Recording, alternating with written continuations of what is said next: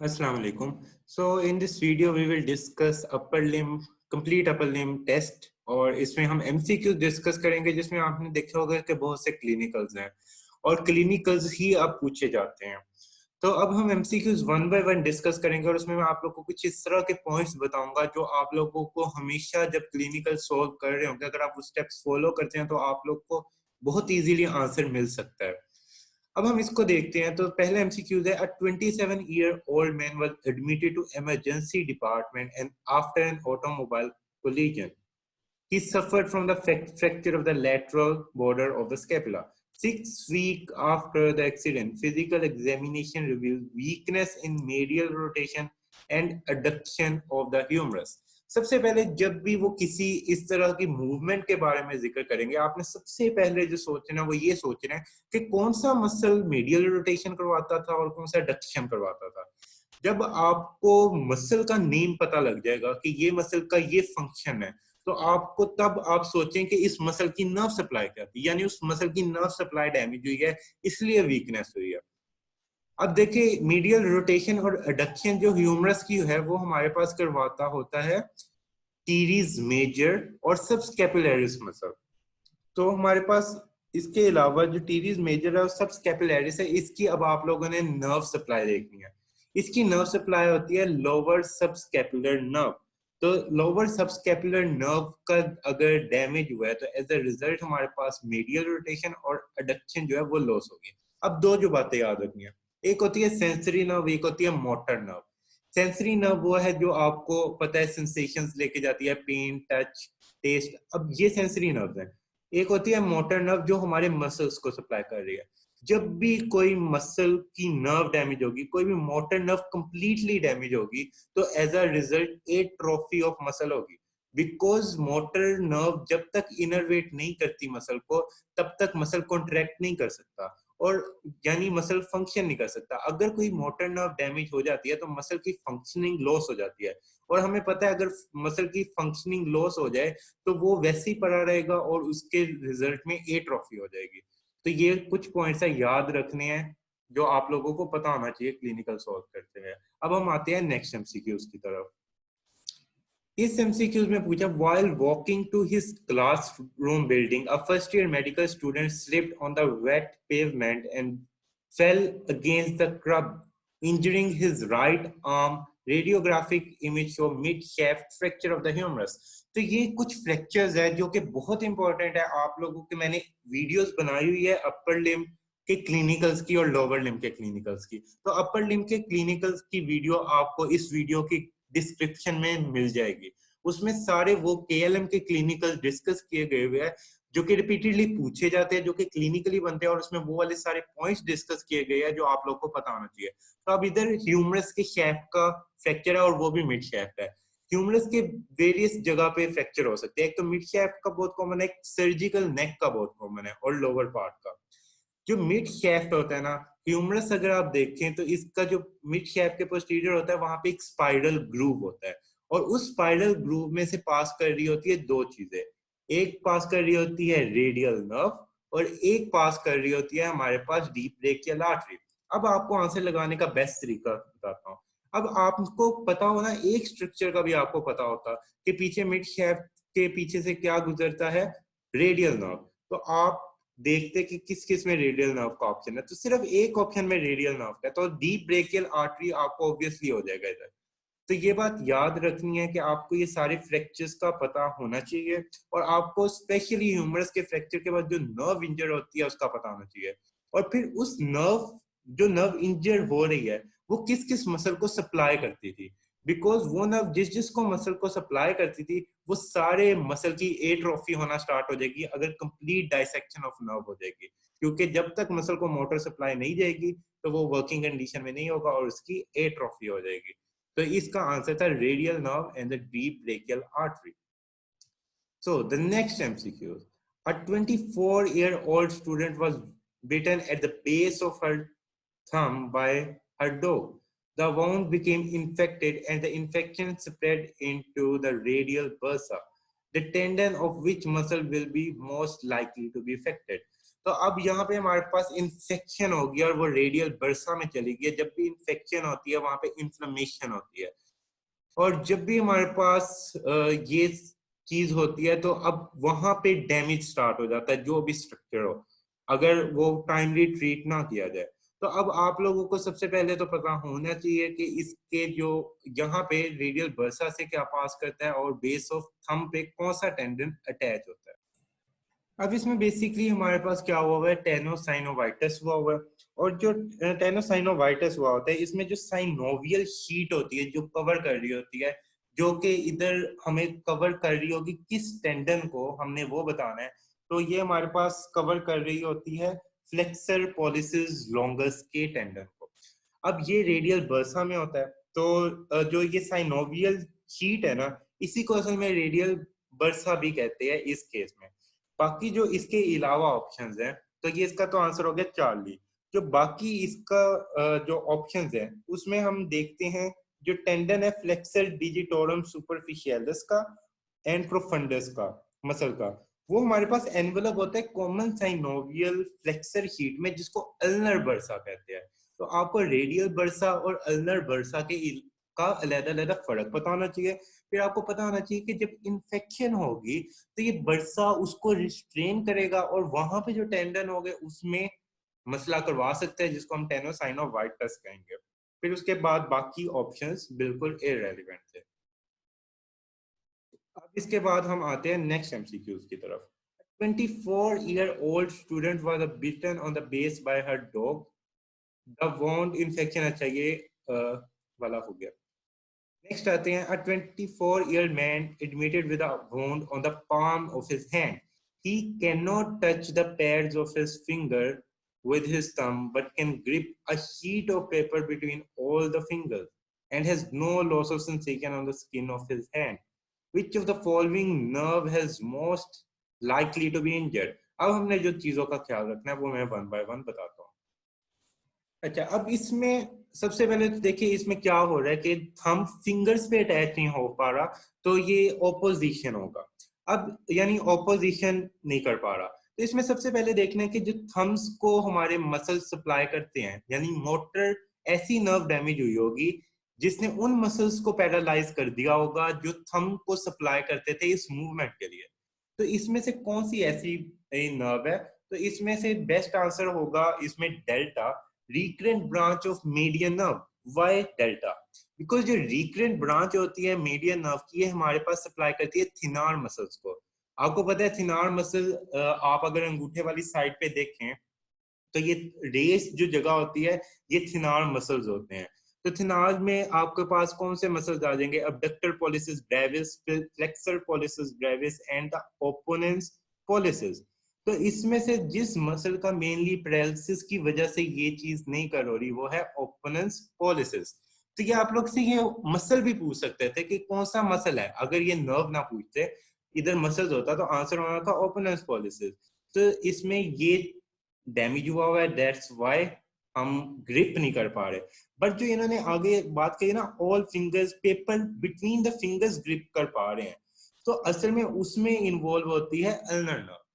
अब जो मीडियन जो recurrent branch of median nerve है ना, इसकी कोई सेंसरी सप्लाई नहीं होती, इसलिए सेंसेशन लॉस नहीं हुई। इसकी कोई सेंसरी सप्लाई नहीं है इधर। तो इधर हमारे पास इसकी सिर्फ मोटर सप्लाई है जो सिनार मसल पे, तो मोटर वाला फंक्शन लॉस हो गया, सेंसरी वाला लॉस नहीं हुआ। तो इस सबसे पहले तो आपने देखना है कि इनमें जिस जिसकी सेंसरी सप्लाई है आपने तो उनको वैसे ही निकाल देना है, क्योंकि उन नर्व्स का तो इधर सवाल पैदा नहीं होता, क्योंकि सेंसेशन हैंड पे प्रॉपर है। फिर वो वाली देखनी है जो थंब पे वर्क करती है। तो थंब पे कौन सी करती थी? Recurrent branch of the median nerve. तो आपको हर मसल का फंक्शन लाजमी आना चाहिए। जब तक आपको फंक्शन नहीं आता तब तक आप किसी की कोई चीज प्रिडिक्ट नहीं ऑब्वियसली कर सकते। तो इसका आंसर था डेल्टा। नेक्स्ट आ जाता है, after a forceps delivery of male infant the baby present with his left upper limb adducted. तो लेफ्ट अपर लिम्ब इसका अडक्ट हुआ है, internally rotated and flexed at the wrist. The startle reflex is absent on the ipsilateral side. Which part of the brachial plexus was most likely to be damaged? अब इसमें मैं points बताता हूँ जो आप लोगों ने वन बाय वन याद रखने हैं। सबसे पहले सोचा करे कोई ये फेमस क्लिनिकल तो नहीं है, क्योंकि इसमें बहुत सी कंडीशंस बताई हुई है, जिसमें adduction, internally rotated and flexed at the wrist. तो ये फ्लेक्स्ड एट द रिस्ट जब बताया ना, तो ये आपको उसी टाइम जहन में आना चाहिए कि आप लोगों ने एक पढ़ा होगा क्लिनिकल वेटर्स टिप हैंड, जिसका दूसरा नाम होता है अर्ब्स पैरालिसिस। तो इसको यानी अर्ब्स पैरालिसिस आ जाएगा, वेटर टिप्स हैंड आ जाएगा, एक ही चीज के दो नाम है, जिसको वो हुआ है। जो अर्ब्स पैरालिसिस होता है उसमें ये सारी कंडीशंस होती है, उसमें क्या क्या पॉसिबल नहीं होता, उसमें आप अबडक्शन नहीं कर सकते, इस वजह से इसमें अडक्शन हुई हुई है। उसमें आपकी बाजू लैटरली रोटेटेड हुई है, इंटरनली रोटेटेड हम कहते हैं मेडियल रोटेशन को। तो अगर हमारे पास अर्ब्स पैरालिसिस हुआ है तो इंटरनली रोटेट हो जाएगी, और उसमें रिस्ट फ्लेक्स हुई होती है। अब उसमें कौन सा आप लोगों ने, अब आप लोगों को आइडिया होगा अगर ये अर्ब्स पैरालिसिस है तो अर्ब्स पैरालिसिस में कौन सा नर्व डैमेज होती है, ब्रेकियल प्लेक्सस का कौन सा पार्ट डैमेज होता है, कौन सी आपको रूट वैल्यू पता होना चाहिए डैमेज होती है। तो इसमें C5 C6 डैमेज होती है, और C5 C6 आपको पता है root of the upper trunk of the brachial plexus बनाती है। तो आप लोगों ने स्टेप बाय स्टेप अगर चलेंगे तो आप लोगों का एमसीक्यूज क्लिनिकल कभी भी गलत नहीं होगा। सबसे पहले तो आपने सोचना होता है कि कौन से मसल्स डैमेज हो सकते हैं।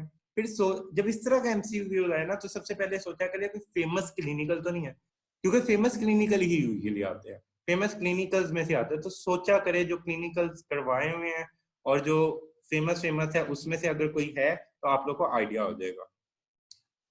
तो इसका था the answer E option. Next आ जाते हैं again another clinical. A 23-year-old female maid was making a bed in a hotel bedroom. As she straightened the sheet by running her right hand over the surface with her fingers extended, she caught the end of index finger in a fold. She experienced a sudden severe pain over the base of the terminal phalanx. Several hours later, when the pain had diminished, she noted that the end of her index finger was swollen and she could not completely extend the terminal interphalangeal joint. अब आप लोगों ने बताना है कि which of the following structure within the digits was most likely to be injured. तो इसमें उसकी जो फिंगर है ना, इंडेक्स फिंगर है, उसकी जो आखिरी डिस्टल जो फ्रिंज है वो हमारे पास मूव नहीं कर पा रही, वो प्रॉपरली एक्सटेंड नहीं हो पा रही। तो उसकी क्या रीजन होगी? तो अब वो इसमें भी आप लोगों ने जो स्टेप फॉलो करने हैं वो मैं बताता हूँ। तो ऐसे एमसीक्यूज में सबसे पहले देखना होता है कि जो जॉइंट मूव नहीं कर पा रहा, मतलब जिस जॉइंट में फॉर एग्जांपल फ्लेक्शन हो रही है किसी जगह पे, या तो होगा कि उसका रिस्पॉन्स एग्जैजरेट हो गया है, बट ऐसा बहुत कम होता है, ऐसा नहीं देखा जाता। बट आपने देखना जो चीज इसकी एक्सटेंशन करवाती थी ऑब्वियसली वो डैमेज फिर होगी। तो इसमें फ्लेक्शन हुई हुई है। जब भी आप देखें ना कोई भी क्लिनिकल, उसमें उन्होंने कहा हो कि फ्लेक्शन इसकी इस चीज की डैमेज हुई है, तो आपने उसी टाइम सोचना है कि इस चीज की एक्सटेंशन कौन करवाता था। तो जो इसकी एक्सटेंशन करवाता था यानी वो डैमेज हो गया। तो इस अब आपका जो डिस्टल फ्लिंजियल जॉइंट है ना, उसकी एक्सटेंशन कौन सा करवाता था वो वाला ऑप्शन तलाश करें। तो इसका राइट आंसर है हमारे पास 4D, the insertion of the tendon of extensor digitorum onto the base of the distal phalanx। तो ये हमारे पास स्ट्रक्चर डैमेज हो गया होगा एक्सटेंसर डिजिटोरम, जिसकी वजह से अब एक्सटेंशन पॉसिबल नहीं है। अब इस वजह से जब एक्सटेंशन पॉसिबल नहीं है तो फ्लेक्शन इज एक्सैजरेटेड रिस्पॉन्स। या उसके अलावा ऐसा भी हो सकता था कि जो चीज एक्सटेंसर डिजिटोरम को सप्लाई कर रही है, नर्व जो सप्लाई कर रही है, वो डैमेज हो गई होती, उसकी वजह से इसका एक्शन रुक गया होता। बट वो सिर्फ फिर इसको ना अफेक्ट करती, ये सारी डिजिट्स को अफेक्ट करती, क्योंकि डिजिटोरम जो एक्सटेंसर डिजिटोरम है सिर्फ एक डिजिट पे नहीं आके लग रहा। अगर एक पे आके लग रहा होता फिर ठीक था, तो उसमें वो सबका जिक्र करेंगे। तो इसमें अगर एक का लॉस हुआ है तो मोस्ट प्रोबेबली उसका टेंडन डैमेज हो गया, इस वजह से वो कंटिन्यूस फ्लेक्शन में चली गया। तो हमेशा जो भी क्लिनिकल आएगा उसमें इसी तरह स्टेप्स फॉलो करने हैं, तो आपका कभी गलत नहीं हो। अब देखते हैं next clinical. A 45-year-old patient had fallen upon his outstretched hand, resulting in a Smith fracture of the distal end of the radius। तो स्मिथ फ्रैक्चर के बारे में एक्सप्लेन वीडियो में आप देख सकते हैं, मैंने बताया हुआ जो क्लिनिकल्स किया। The fractured bone displaces a carpal bone in the palmar direction। palmar आपको पता है अपर जो डायरेक्शन है पाम वाली साइड पे, resulting in a nerve compression within the carpal tunnel. Which of the following carpal bone will most likely to be dislocated?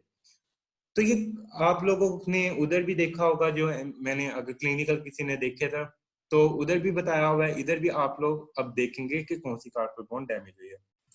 तो जो bone basically displace होती है ना इस केस में, वो होती है हमारे पास ल्यूनेट बोन। बाकी जो बोन्स लिखी हुई है ना, वो उसमें याद रखना है, उसने पाल्मर साइड पे डिस्लोकेट नहीं होना होता। तो ल्यूनेट बोन है, तो आप लोग इसको पॉइंट बना के लिख सकते हो अपनी बुक पे कि ल्यूनेट बोन है वो कार्पल साइड पे होती है, पाल्मर साइड पे मूव करती है। और ये बात भी याद रखनी है कि स्मिथ फ्रैक्चर्स में ये मोस्ट लाइकली होती है। तो ये हमारे पास आ गई ल्यूनेट बोन, तो इसका आंसर था ई। अब नेक्स्ट है, during a fight in a tavern, 45-year-old male construction worker received a shallow stab wound from a broken beer bottle at the point near the middle of the left posterior triangle of his neck. Upon physical examination, it is observed the left shoulder is drooping lower than the right shoulder. अब देखिए, आपने अब देखना है कि आपका shrugging muscle कौन सा है। इसमें बेसिकली श्रगिंग मसल डैमेज हुआ है, श्रगिंग मसल की नर्व डैमेज हुई है। Strengthening in turning the head to the right and left appears to be systematic. Which of the following nerves is most likely to be damaged? तो इसमें तो सबसे पहले आप लोगों को पता होना चाहिए कि जो ये कौन सा मसल ये सारी एक्टिविटीज करता है जो कि डैमेज हो, जिसकी नर्व डैमेज हुई है। तो आपका अगर शोल्डर कभी भी ड्रूप कर रहा है तो श्रगिंग मसल याद करें कौन सा आता है, वो होता है आपका ट्रेपीजियस मसल। ट्रेपीजियस आपका शोल्डर को एलिवेट करके रखता है, यानी ऐसी नर्व डैमेज हुई है जो ट्रेपीजियस को करती है। तो इसके ये बाकी उसके अलावा जो राइट शोल्डर है, सुपीरियर एंगल, ये सब कुछ आप ट्रेपीजियस मसल के डैमेज में देखोगे। अब वो नर्व सोचनी है जो इसको करती है सप्लाई। तो आप लोगों को पता है इसको सप्लाई करती है हमारे पास स्पाइनल एक्सेसरी नर्व। तो ये बहुत कॉमन क्लिनिकल है, उसमें ये बात याद रखें पोस्टीरियर सर्विकल ट्रायंगल में ज्यादातर पूछा जाता है, क्योंकि ये इधर से पास कर रही होती है और ट्रेपीजियस मसल की सप्लाई इसकी बहुत इंपॉर्टेंट है। तो ट्रेपीजियस का नाम याद रखें कि ये श्रगिंग मसल होता है। उसके अलावा ट्रेपीजियस के बारे में ये बात याद रखें कि वो अगर डैमेज होता है तो हमारा ड्रूपिंग ऑफ शोल्डर हो जाती है। तो इस एमसीक्यूज में ये चीज ही बताई गई है। अब हम अगला एमसीक्यू देखते हैं। A 47-year-old female patient's right breast exhibited a characteristic PUD orange, that is, the skin resembled orange peel. This condition is primarily a result of which of the following? So breast के related जो chapter है इसमें भी काफी चीजें important है, especially इसकी lymphatics. The reason behind it, because lymphatics इसलिए इसके important है because जो भी cancer होता है ना, या ब्रेस्ट कैंसर आपको पता है फीमेल में मोस्ट कॉमन कैंसर है।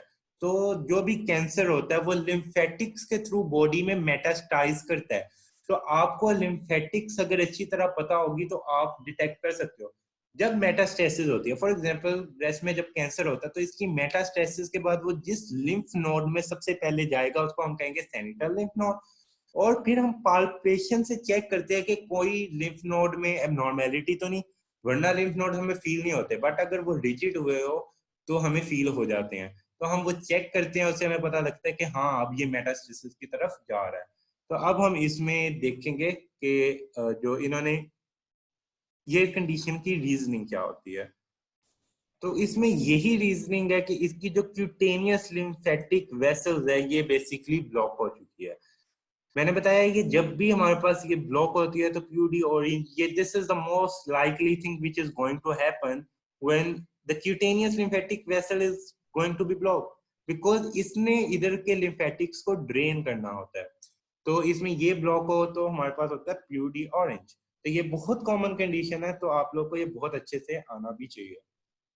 नेक्स्ट इसके बाद हम आ जाते हैं MCQs. Endoscopic examination of the shoulder of a 62-year-old female clearly demonstrated erosion of the tendon within the glenohumeral joint. What tendon was this? So glenohumeral joint के बारे में सबसे पहले आपको आइडिया होना चाहिए कि इसमें से पास क्या करता है। तो अभी तो 2 पॉइंट याद रखने हैं कि जो ग्लिनोह्यूमरल जॉइंट है ना इसमें से पास करता है tendon long head of bicep. Bicep की 2 टेंडन होते हैं, एक शॉर्ट हेड एक लॉन्ग हेड। जो लॉन्ग हेड होता है उसकी एक और इम्पोर्टेंट बात है कि हमारे ह्यूमरस में होता है इंटरट्यूबरकुलर सर्कस। तो उस सर्कस में से लॉन्ग हेड पहले पास करता है, फिर ग्लिनोह्यूमरस जॉइंट से पास करके फिर इसने अटैच होना होता है। तो बोन में कहा जाता है कि पोजीशन दिखाओ जहां से लॉन्ग हेड पास हो रहा है, तो आप लोगों ने वो दिखाना होता है कि इंटरट्यूबरकुलर सर्कस कहाँ पे है। तो ये इसमें से दो बातें इंपॉर्टेंट है। नेक्स्ट आ जाता है 16-year-old boy fell from a motorcycle and his radial nerve was severely damaged because of the fracture of the mid shaft of the humerus. Which of the following condition would likely to result to occur from this accident? तो इसमें आपका mid shaft of the humerus damage हुआ है। तो आपको clinically सबसे पहले सोचना है कि ह्यूमरस के शैफ्ट का डैमेज हो तो कौन सी नर्व डैमेज होती है। तो आपको पता है कि अभी इसमें बताया कि रेडियल नर्व डैमेज होती है, तो इसने जो ऊपर है उसमें उन्होंने रेडियल नर्व बता दिया होगा। तो ये मिड शैफ्ट का फ्रैक्चर करके पूछ सकते हैं कि कौन सी नर्व डैमेज हुई। अब रेडियल नर्व डैमेज हो गया तो अब आपको पता होना चाहिए कि रेडियल नर्व किन मसल्स को सप्लाई करती है। जिस जिस मसल को ये सप्लाई करती है, यानी अब उसकी ऑब्वियसली वीकनेस हो जाएगी। तो अब हम देखते हैं कि ये किसको सप्लाई कर रही थी।